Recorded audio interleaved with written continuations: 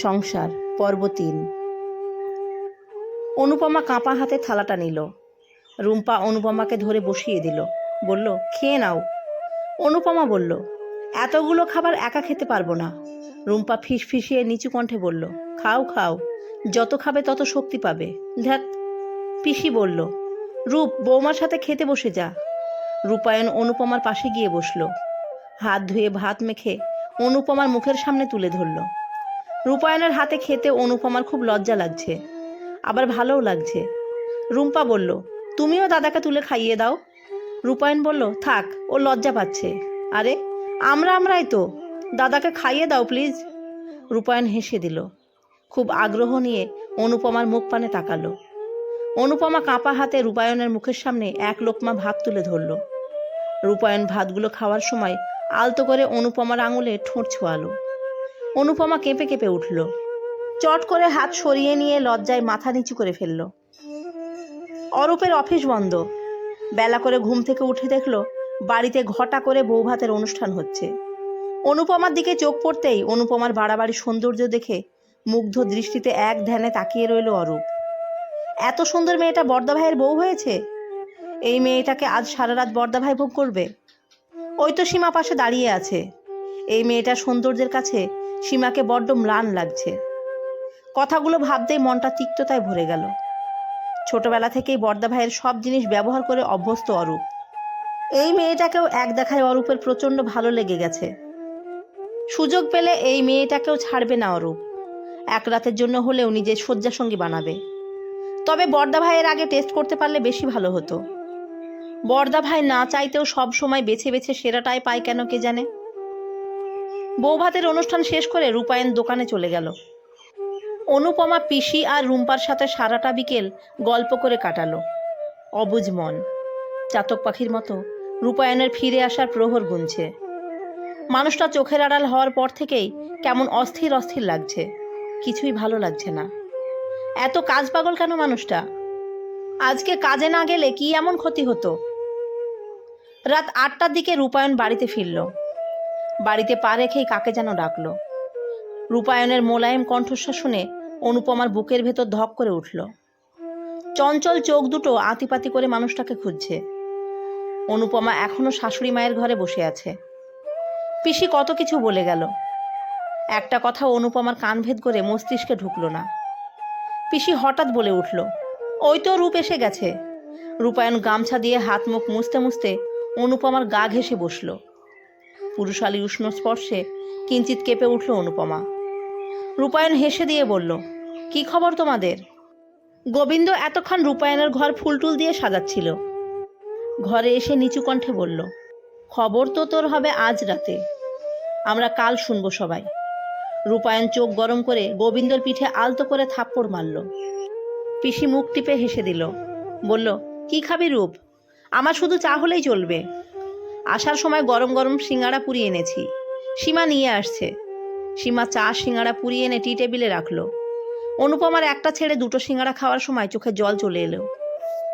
বাড়িতে জেঠি কখনো অনুপমাকে গোটা একটা সিঙ্গাড়া খেতে দিত না, সব সময় অর্ধেক ভেঙে দিত। রূপায়ণ খেয়াল করে নিচু কণ্ঠে বলল, কি হয়েছে অনুপমা, চোখে জল কেন?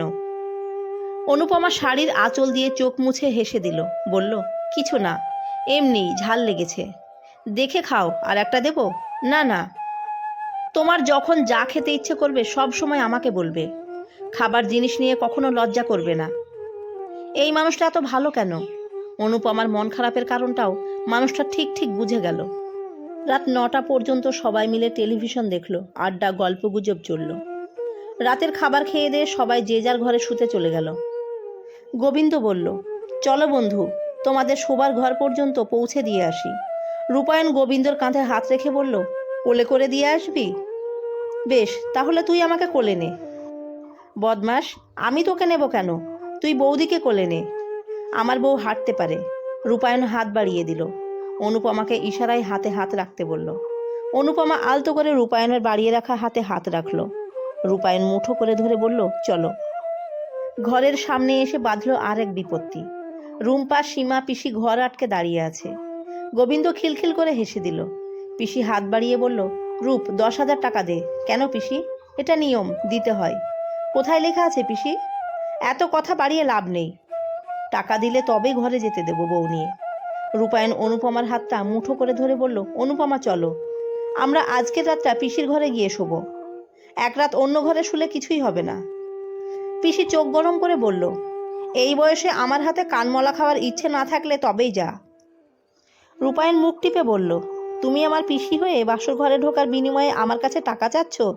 তোমার লজ্জা লাগছে না পিসি? চুপ কর বেয়াদব ছেলে। আমি টাকা চেয়েছি নাকি? গোবিন্দই তো বলেছে আমাকে টাকা চাইতে। কালকে ট্রিট দেবে। সবাই একসাথে হেসে দিল। রূপায়ণ বলল, ওকে, কাল সবাইকে আমি ট্রিট দেব। এখন ঘরে যেতে দাও প্লিজ, ঘুমাবো। সকালে দোকানে যেতে হবে। গোবিন্দ বিড়বিড় করে বলল, ঘুমাবে নাকি কি করবে আমাদের বেশ ভালো করে জানা আছে। সবাই খুশি মনে যে যার ঘরে চলে গেল। রূপায়ণ অনুপমাকে নিয়ে ঘরে ঢুকে ভেতর থেকে দরজা লাগিয়ে দিল। লাইট জ্বেলে দিতেই দুজন অবাক হয়ে বিস্ময়ে বাকরুদ্ধ হয়ে গেল। সারা ঘরের মেঝেতে অজস্র লাল বেলুন।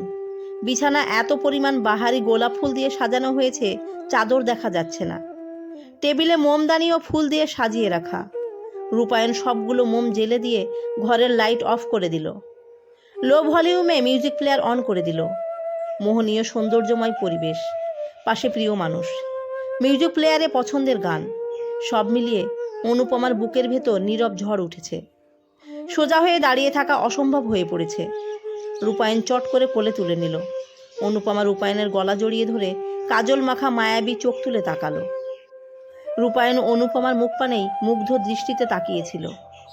অনুপমা ওই গভীর চোখে চোখ রাখতেই চার চোখের মিলন হলো। রূপায়ণের উত্তপ্ত গরম নিঃশ্বাস অনুপমার চোখে মুখে উপচে পড়ছে। হঠাৎ বিদ্যুৎ চমকানোর মতো অনুপমার বুকের গভীরে শিহরণ বয়ে গেল। রূপায়ণ চোখে চোখ রেখেই বলল, অনুপমা, এটা বোধহয় দিবাস্বপ্ন নয়, তাই না? কি মনে হয় আপনার? রূপায়ণ আস্তে করে অনুপমাকে বিছানায় বসিয়ে দিল। কপালে কপাল ঠেকালো। অনুপমা আবেশে দুচোখ বুজে ফেলল। রূপায়ণ আলতো করে অনুপমার দুগালে হাত রাখল, বলল, সেদিনও আমরা কেউ কাউকে চিনতাম না, অথচ আজ তুমি আমার কতটা আপন, কতটা কাছের মানুষ। যতটা কাছে থাকলে একজন আরেকজনের নিঃশ্বাসের উষ্ণতা গভীরভাবে অনুভব করা যায়, ঠিক ততটাই কাছের। রূপায়ণ অনুপমার কানের কাছে মুখ নিয়ে আবেগী কণ্ঠে ফিসফিসিয়ে বলল, আজ এই শুক্লপক্ষের মায়াবী রাত, আকাশে আলো ঝলমলে চাঁদ, চারপাশে অজস্র ফুলকে সাক্ষী রেখে তোমায় আমি নিজের করে পেতে চাই অনুপমা। অনুপমা আস্তে করে রূপায়ণের বুকে নিশ্চিন্তে মাথাটা এলিয়ে দিল। অনুপমার মন জানে, পুরো নারী সত্তা জানে, এই মানুষটা কখনো অনুপমাকে ভেঙে চুরে চুরমার করে দেবে না, উল্টো অতিরিক্ত ভালোবাসা দিয়ে নিজের মন মতো গড়ে নেবে। এই মানুষটাকে চোখ বুজে বিশ্বাস করা যায়, ভরসা করা যায়, আর অনেক অনেক ভালোবাসা যায়। যতটা ভালোবাসলে মানুষটার আর কখনো আক্ষেপ হবে না, আফসোস হবে না, সর্বক্ষণ ঠোঁটের কোণে তৃপ্তি হাসি লেগে থাকবে। তার থেকেও শতগুণ বেশি মানুষটাকে মন প্রাণ উজাড় করে ভালোবাসা যায়। তীব্র ভালোবেসে মধুময় যন্ত্রণা সহ্য করেও যে কতটা গভীরভাবে একজন আরেকজনের অস্তিত্বে মিশে যাওয়া যায়, রূপায়ণ নামের সুপুরুষটি অনুপমার জীবনে না এলে অজানাই রয়ে যেত। রূপায়ণের ঘুম ভেঙে দেখল অনুপমা রূপায়ণের বুকে মুখ গুজে গুটিসুটি মেরে ঘুমিয়ে আছে। কাল রাতের কথা মনে পড়তেই ঠোঁটের কোণে হাসি ফুটে উঠল। রূপায়ণ আর একটু গভীরভাবে অনুপমাকে জড়িয়ে ধরল। এই মেয়েটা কাল রাতে রূপায়ণকে স্বর্গসুখের সন্ধান দিয়েছে, পরিচয় করিয়েছে সম্পূর্ণ নতুন অনুভূতির সাথে। রূপায়ণের পুরুষ সত্তাকে করেছে পরিপূর্ণ। অনুপমা মিটমিট করে তাকালো। রূপায়ণকে জেগে থাকতে দেখে রাতের কথা মনে পড়তেই লজ্জায় দুটো চোখ বুজে ফেলল। রূপায়ণ হেসে দিল, ফিসফিস করে বলল, শুভ সকাল। অনুপমা নিচু কণ্ঠে বলল, ছাড়ুন, আমি উঠব, এখনো খুব বেশি বেলা হয়নি, আর একটু থাকো না। আচ্ছা। অনুপমা, গিফট পছন্দ হয়েছে? অনুপমা রূপায়ণের চোখের দিকে তাকালো, বলল, গিফট? রূপায়ণ ইশারায় অনুপমার গলা দেখালো। অনুপমা নিজের গলার দিকে তাকিয়ে বেশ অবাক হলো। চেন সহ লকেটটা নেড়ে চেড়ে দেখল, সম্ভবত 1 ভরি ওজনের স্বর্ণের চেন, সাথে লাভের ভেতর R+A লেখা লকেট। অনুপমা ইতস্তত করে বলল, এসবের কি দরকার ছিল? শুধু শুধু এতগুলো টাকা নষ্ট করলেন। প্রিয়জন ভালোবেসে কিছু উপহার দিলে ভালোবাসা দিয়ে গ্রহণ করতে হয় অনুপমা, এভাবে বলতে হয় না। আমি দুঃখিত, আসলে কেউ কখনো আমাকে এত দামি উপহার দেয়নি তো। এখন থেকে আমি দেব অনুপমা, তুমি চাইলেও দেব, না চাইলেও দেব। তোমার কোনো ইচ্ছে কখনো অপূর্ণ রাখবো না। এই মানুষটার সুন্দর ব্যবহার, অমায়িক কথা প্রতি ক্ষণে ক্ষণে অনুপমাকে মুগ্ধ করে। কান্নাকাটির শব্দ শোনা যাচ্ছে। রূপায়ণ ধড়ফড়িয়ে উঠে বসল। অনুপমার পুরো শরীর ব্যথায় নীল হয়ে আছে। উঠতে একটু দেরি হলো। ততক্ষণে রূপায়ণ দরজা খুলে ব্যস্ত পায়ে চলে গেছে। ভীত কণ্ঠে বলল, কি হয়েছে মায়ের? পিসি অস্থির হয়ে বলল, দেখ না রূপ, বৌদি যেন কেমন করছে।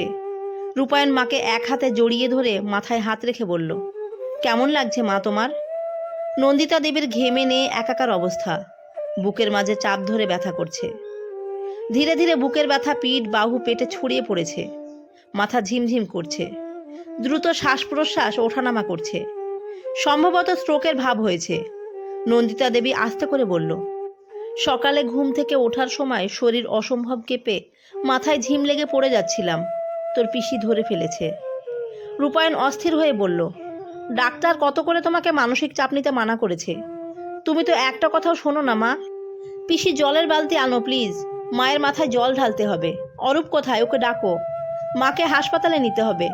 রূপায়ণ মায়ের মাথায় জল ঢালছে। পিসি হাতে পায়ে তেল মালিশ করে দিল। অরূপ ফোনে বোনদের খবর দিয়ে গাড়ি রাখতে গেছে। রূপা দীপা এসেই চিৎকার চেঁচামেচি শুরু করে দিয়েছে। রূপা রূপায়ণের হাত থেকে জলের মগ কেড়ে নিয়ে বলল, এখান থেকে সর বর্দা ভাই, তুই তো এটাই চেয়েছিলি, শুধুমাত্র তোর জন্য মায়ের আজ এই অবস্থা। তুই এখন এখানে কি করছিস? যা বউ নিয়ে শুয়ে থাকগা, নির্লজ্জ কোথাকার। রূপায়ণ এমনিতেই ঘাবড়ে গেছে। বোনদের সাথে অযথা তর্ক করতে ইচ্ছে করলো না। দৌড়ে নিজের ঘরে গিয়ে আলমারি থেকে টাকার বান্ডিলটা কোমরে গুজে অনুপমাকে বলল, তুমি একটু এই দিকটা দেখো প্লিজ। আপনি কোনো চিন্তা করবেন না, দ্রুত মাকে হাসপাতালে নিয়ে যান, আর যে কোনো পরিস্থিতিতে মাথা ঠান্ডা রাখবেন। রূপায়ণ ব্যস্ত পায়ে মাকে পাঁচাকোলা করে নিয়ে হাসপাতালের উদ্দেশ্যে ছুটল। অরূপ ততক্ষণে বাড়ির গেটে গাড়ি থামিয়েছে। পিসি অরূপ সাথে গেল। দীপা রূপা মায়ের প্রয়োজনীয় জিনিসপত্র একটা ব্যাগে গুছিয়ে নিল। হাসপাতালে যাওয়ার আগে রূপা অনুপমাকে দেখে বলল, বাড়িতে অলক্ষ্মী ঢুকেছে, আসতে না আসতেই এত বড় অঘটন ঘটে গেল। দীপা অনুপমার মুখোমুখি দাঁড়িয়ে চিবিয়ে চিবিয়ে বলল, আমার মায়ের যদি কিছু হয় না মেয়ে, তাহলে তোমাকে সংসার করার স্বাদ চিরদিনের মতো মিটিয়ে দেব, কাউকে শান্তিতে থাকতে দেব না। এই, তোমার লজ্জা করে না? বরের সাথে সারা রাত ফুর্তি করে সেই চিহ্ন নিয়ে সারা বাড়ি ঘুরে বেড়াচ্ছ, সারা কপালে সিঁদুর লেপ্টে আছে, ছি। অনুপমা অপমানগুলো নিঃশ্বাসের সাথে হজম করে নিল। এদের মা অসুস্থ, কোথায় সাথে যাবে তা নয়, উল্টো অনুপমার সাথে ঝগড়া করার চেষ্টা করছে। এদের সাথে কথা বলতেও রুচিতে বাজছে অনুপমার। রূপা দীপা চলে যেতেই অনুপমা স্নান সেরে সীমাকে বলল, কিছু রান্না করা দরকার, সবাই না খেয়ে গেল। সীমা অনুপমাকে সব কিছু দেখিয়ে দিল। নিজেও হাতে সঙ্গে সবজি কেটে বেছে দিল। মাকে হার্ট কন্ডিশন প্রাইভেট ক্লিনিকে ভর্তি করা হয়েছে।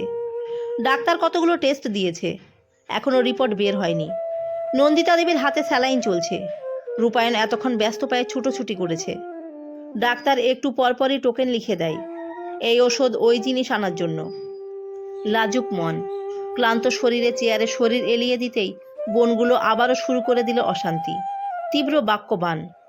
রূপায়ণ বিরক্ত হয়ে বলল, আসলে কি চাইছিস তোরা বলতো?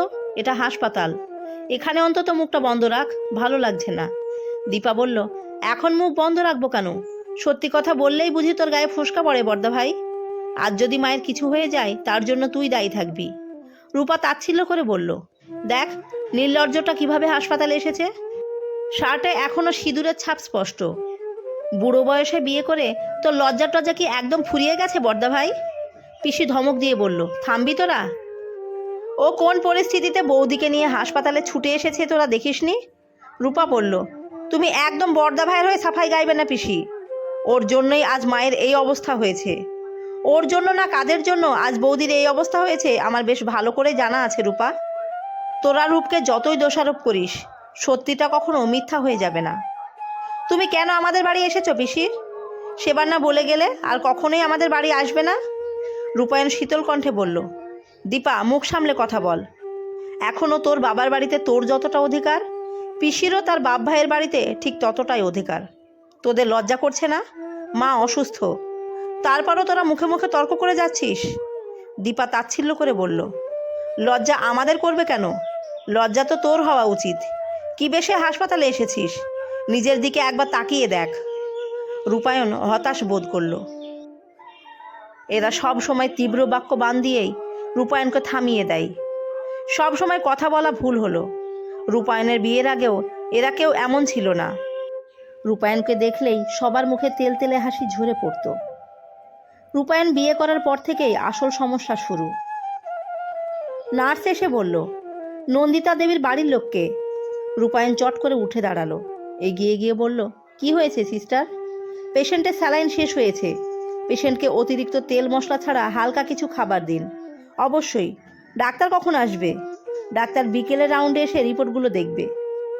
নার্স বলল, রোগীর কেবিনে গিয়ে কেউ চিৎকার করে কথা বলবেন না, নিচু কণ্ঠে কথা বলবেন। রোগী যেন কোনো কথায় উত্তেজিত না হয়, এই দিকটা খেয়াল রাখবেন সবাই। অরূপ বলল, বর্দা ভাই, আমি তাহলে বাড়ি গিয়ে খাবার নিয়ে আসি। না, মায়ের সাথে দেখা করে আমিই যাব। দীপা বলল, তোর যেতে হবে কেন? বউকে না দেখে মরে যাচ্ছিস বুঝি? মুখ সামলে কথা বল দীপা। যতটুকু টাকা এনেছিলাম খরচ হয়ে গেছে। এখনও কত কেমন কি লাগবে জানা নেই। আমি বাড়ি না গেলে এত টাকা ম্যানেজ করে কে দেবে? তুই দিবি না অরূপ দেবে? দীপা দমে গেল। আমতা আমতা করে বলল, আমি এত টাকা কোথায় পাবো? তাহলে এত বকবক করছিস কেন? হয় চুপ করে থাক, আর না হয় বাড়ি যা। এমনিই টেনশনে মাথা কাজ করছে না। আমরা কেন বাড়ি যাব? মাকে ফেলে কোথাও যাব না আমরা। তোর যাওয়ার হলে তুই যা। পিসি বিরক্ত হয়ে বলল, মেয়েগুলোর সাথে আর কথা বাড়িয়ে লাভ নেই। তুই বাড়ি যা রূপ। এরা বৌদির আহ্লাদে এক একটা বেয়াদব তৈরি হয়েছে।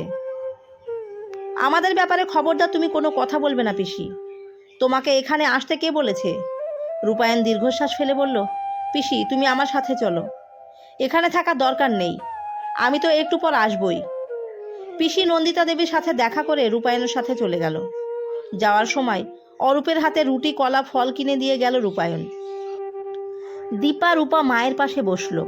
রূপা বলল, এই সুযোগ মা, ওই অপয়া মেয়েটাকে বাড়ি থেকে বের করার। তুমি এখন বর্দা ভাইকে কিছু বললে ফেলতে পারবে না। নন্দিতা দেবী বড় করে দম ছাড়ল। ধীর কণ্ঠে বলল, আমি যদি এখন হঠাৎ করে মরে যাই, আমার রূপায়ণকে কে দেখবে? তোরা দেখবি? অবশ্যই দেখবো মা। ওর সব চাওয়া পাওয়া পূরণ করতে পারবি তোরা? কি এমন চাই তোমার ছেলে যে অপূর্ণ থাকবে? বর্দা ভাইয়ের বউ মারাত্মক সুন্দরী মা, এতটাই সুন্দরী যে এই বউ যা বলবে তোমার ছেলে তাই শুনবে ও বেদবাক্য মনে করে মানবে। এই বউ বাড়িতে থাকা মানেই বিপজ্জনক। আমার রূপায়ণের কপাল গুণে এমন সুন্দরী বউ পেয়েছে, এতে হিংসা করার কিছু নেই। তার মানে মেয়েটা আমাদের বাড়িতেই থাকবে? হুম, ভুল বললি, সে তার স্বামীর ঘরে থাকবে। তুমি এখন বুঝছো না মা, পরে বুঝবে। আমার খুব ক্লান্ত লাগছে রূপাদীপা, কথা বলতে ভালো লাগছে না। রূপায়ণ বাড়িতে গিয়ে স্নান সারল। অনুপমা গামছার শার্ট এগিয়ে দিয়ে বলল, মায়ের কি অবস্থা? বিপদ কেটে গেছে, এখন অনেকটা সুস্থ। আজ রাতে বাড়ি আসবেন না? না বোধ হয়। ভাত বেড়েছি, চলুন খেয়ে নেবেন। খেতে ইচ্ছে করছে না অনুপমা, তুমি সবার জন্য ভাত বেড়ে দাও। অনুপমা রূপায়ণের শার্টের কোণা টেনে ধরল। চোখে চোখ রেখে বলল, সারাটা দিন কিচ্ছু খাননি আপনি, না খেয়ে অসুস্থ হয়ে যাবেন। নিজের শরীর ঠিক না থাকলে মাকে সেবা করবেন কিভাবে? আমি ভাত নিয়ে আসছি, আপনি বসুন। রূপায়ণ কয়েক লোকমা ভাত খেয়ে উঠে পড়তে চাইল। অনুপমা জোর করে নিজের হাতে রূপায়ণকে ভরপেট খাইয়ে দিল। রূপায়ণ বলল, তুমি খাও, পরে খাবো। পরে না, এক্ষুনি খেয়ে নাও অনুপমা। খাবো তো। রূপায়ণ খাবারের টিফিন বক্স হাতে নিয়ে বলল, পিসি বোধহয় চলে যাবে এখন, রাতে সাবধানে থেকো। আর কিছু দরকার হলে আমাকে ফোন করো। আচ্ছা, আসি। রূপায়ণ হাসপাতালে আসতেই অরূপ বাড়ি চলে গেল। দীপা মাকে খাইয়ে দিয়ে তারপর দুই বোন খেতে বসলো। খাওয়ার সময় রান্না ভালো হয়নি, লবণ কম হয়েছে, ঝাল বেশি হয়েছে, কে এমন অখাদ্য রেঁধেছে, আরও কত কিছু বলে খাওয়া শেষ করলো। রূপায়ণ মায়ের পাশে বসলো। মায়ের এক হাত ধরে বলল, এখন কেমন লাগছে মা? আগের থেকে ভালো। অযথা টেনশন করবে না মা, আমি থাকতে কিসের চিন্তা তোমার? নন্দিতা দেবী উত্তর দিল না। তার খুব কান্না পাচ্ছে। সারা জীবন বড় ছেলেটাকে সব কিছু থেকে বঞ্চিত করেছে তিনি। সঠিক সময়ে বিয়ে দিলে আজ রূপায়ণের ঘরেও 9-10 বছরের বাচ্চা থাকতো। তবুও ভালো, দেরি হলেও ছেলেটা নিজের কথা ভেবেছে। মেয়েগুলো অযথা কেন যে অশান্তি করতে চায় তিনি বুঝে পান না। ডাক্তার টেস্টের রিপোর্টগুলো দেখে বলল উনি হার্ট অ্যাটাক করেছিলেন। আছাড় খেলে বা সঠিক সময়ে হাসপাতালে না আনলে রোগীকে বাঁচানো সম্ভব হতো না। ওনাকে সব সময় হাসি খুশি রাখার চেষ্টা করবেন, আর ভারী কাজ করা টোটালি বন্ধ। নিয়ম করে 2 বেলা ইনসুলিন দেওয়া লাগবে। আগের ওষুধ বাদ দিয়ে দিয়েছি। যে ওষুধগুলো লিখে দিচ্ছি নিয়ম করে খাওয়াবেন। অতিরিক্ত তেল মশলাযুক্ত তরকারি খাওয়াবেন না। 1 মাস পর আবার চেক আপ করিয়ে যাবেন। আমরা কি আজকেই মাকে নিয়ে যেতে পারবো ডাক্তার? অবশ্যই, তবে সন্ধ্যার ইনসুলিন দুটো দিয়ে যাবেন। ধন্যবাদ ডাক্তার। সীমা অরূপকে বলল, পাশের বাড়ির মেয়েটার জন্মদিন আজ, আমাকে বারবার যেতে বলেছে, কি করব? অবশ্যই যাবে। 1000 টাকার একটা নোট হাতে ধরিয়ে দিয়ে বলল, এই নাও টাকা, কিছু গিফট দিয়ে খেয়ে এসো। তুমি যাবে না? না গো, সারাদিন অনেক ধকল গেছে, আমি এখন ঘুমাবো। একা যাব? কেউ যদি কিছু বলে? শাশুড়ি অসুস্থ, তারপরও গিয়েছি। অরূপ বিরক্ত হয়ে বলল, আজব, কে কি বলবে? গেলে যাও, না গেলে থাকো।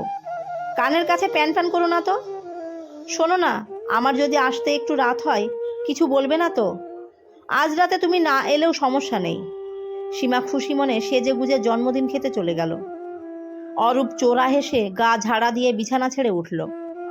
সময় নিয়ে স্নান করে বেছে বেছে দামি শার্টটা পরল। গায়ে সুগন্ধিযুক্ত পারফিউম লাগালো। তারপর বাড়ির মেন দরজা বন্ধ করে দিয়ে নিচতলার লাইটগুলো বন্ধ করে দিল। আয়নায় আর একবার নিজেকে দেখে নিল। অনুপমা পছন্দ করবে তো অরূপকে? কেন করবে না? বড়দা ভাইয়ের থেকে অরূপও কোনো অংশে কম না। বড়দা ভাইয়ের থেকে 1000 গুণ বেশি সুখ দেবে অরূপ অনুপমাকে। মেয়েটার বাড়াবাড়ি সৌন্দর্য দেখার পর থেকে অরূপ জাস্ট উন্মাদ হয়ে গেছে। ভগবান যে অনুপমার কাছাকাছি যাওয়ার এত তাড়াতাড়ি সুযোগ করে দেবে অরূপ স্বপ্নেও ভাবেনি। অরূপ চঞ্চল পায়ে দাদা ভাইয়ের ঘরের সামনে গিয়ে দাঁড়ালো। দরজায় টোকা দিয়ে ব্যস্ত কণ্ঠে বলল, বৌদি, খিদে লেগেছে, খেতে দাও। অনুপমা শুয়ে শুয়ে ফোনে বিয়ের ছবিগুলো দেখছিল। অরূপের কণ্ঠস্বর পেয়ে ফোনটা বিছানায় ফেলে দরজার কাছে এগিয়ে গেল। আস্তে করে বলল, সীমাকে বলুন। মেয়েটার কোকিল কণ্ঠ একদম অরূপের বুকের ভেতরে গিয়ে লাগলো। মস্তিষ্কে আলোড়ন সৃষ্টি করলো। এক পলক দেখার জন্য অবুঝ মনটা ছটফটিয়ে উঠল। মিথ্যে করে বলল, সীমা পুজো দিচ্ছে। ওই তো বলল বৌদিকে বলো খেতে দিতে। অনুপমা দ্বিধাগ্রস্ত হলো। দরজা খুলে দিতেই অরূপ চট করে ঘরের ভেতর ঢুকে দরজা আগলে হেলান দিয়ে দাঁড়ালো। অনুপমা শুকনো ঢোক চিপল, বলল, খেতে চলুন। অরূপ জল জলে চোখে অনুপমার পা থেকে মাথা পর্যন্ত চোখ বুলিয়ে নিল। জিহ্বা দিয়ে শুকনো ঠোঁটগুলো ভিজিয়ে নিয়ে বলল, খাবই তো, আজ সারা রাত খাবো। অরূপের বিদঘুটে চাউনি, কথার ধরন দেখে অনুপমা ভয় পেল। ভীতু কণ্ঠে বলল, সরে দাঁড়ান, দেখি সীমা কি করে। অরূপ এক পা করে এগিয়ে এলো। ঘোর লাগা কণ্ঠে বলল, তুমি এত সুন্দর কেন বৌদি? তোমাকে দেখলেই একদম খেয়ে ফেলতে ইচ্ছে করে। অনুপমা রেগে বলল, এগুলো আবার কোন ধরনের কথা, অসভ্য। অরূপ হেসে দিল। অনুপমার শাড়ির আঁচলের কোণা টেনে ধরে বলল, আজ সারা রাত তোমার সাথে অসভ্যতামি করব বৌদি। দাদার থেকেও অনেক বেশি ভালোবাসবো তোমাকে। অতিরিক্ত রাগ, দুঃখ, ভয়, লজ্জায় অনুপমা কিছু বলতেই ভুলে গেল। চোখের কোণে বিন্দু বিন্দু জল জমেছে। এই অমানুষটার কথা বিশ্বাস করে দরজা খোলা বড্ড ভুল হয়েছে। এখন কি করবে অনুপমা? মাথা কাজ করছে না। বিছানায় ফোনের দিকে একবার তাকালো, একবার অরূপের ধরে রাখা শাড়ির আঁচলের দিকে। ওই তো সীমা এসেছে। অরূপ বেখেয়ালে শাড়ির আঁচলটা ছেড়ে দিতেই অনুপমা চট করে ফোনটা হাতে তুলে নিয়ে ব্যালকনিতে গিয়ে বাইরে থেকে দরজা লক করে দিল। সম্মতি ফিরে পেয়ে অরুণ ছুটে গেল। দরজা জোরে জোরে থাবা মেরে বলল, বৌদি, ভালো হবে না কিন্তু, দরজা খোলো বলছি। অনুপমা দরদর করে ঘামছে। কাঁপা হাতে রূপায়ণকে ফোন করলো। ফোনটা বেজে বেজে বারবার কেটে যাচ্ছে, কেউ ফোন ধরছে না। এদিকে ব্যালকনির দরজা নড়বড়ে, ভেঙে ফেলার জোগাড় হয়েছে। অনুপমা অতিরিক্ত ভয়ে কেঁদে দিল। বিড়বিড় করে বলল, প্লিজ রূপায়ণ, ফোনটা ধরো। গল্পের বাকি অংশ আগামী পর্বে।